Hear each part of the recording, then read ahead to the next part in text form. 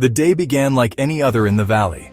The sun rose over the cities of Sodom and Gomorrah, casting its golden light on the bustling streets, casting its golden light on the grand homes.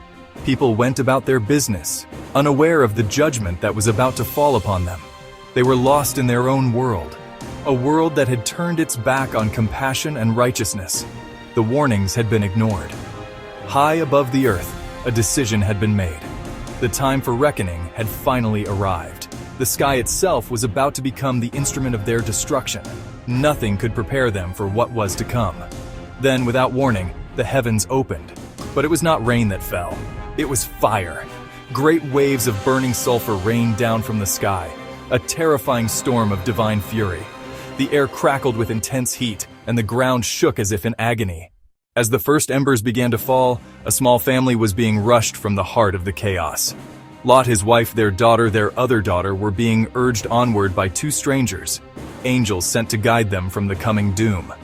The command was simple, yet filled with a terrifying urgency. Flee for your lives. Do not look back. Do not stop anywhere in the plain. Flee to the mountains or you will be swept away.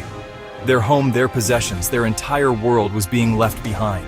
They were running not toward a new life, but simply away from a swift and certain death, their hearts pounding with fear and confusion.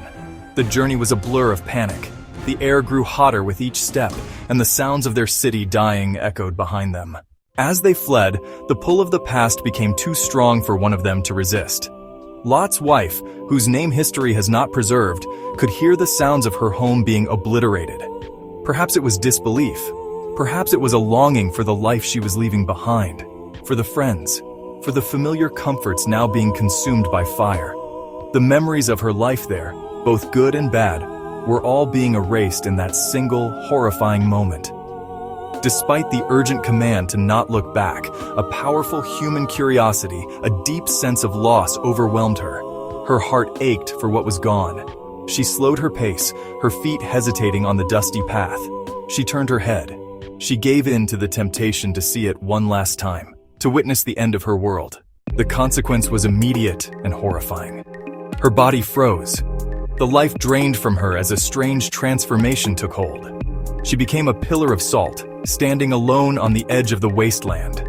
A permanent, desolate monument to the cost of disobedience and the powerful grip of the past. Her husband, her daughters, could only look on in horror before continuing their flight. Lot and his two daughters finally reached the mountains. They found shelter in a dark, cold cave, a stark contrast to the comfortable life they had once known.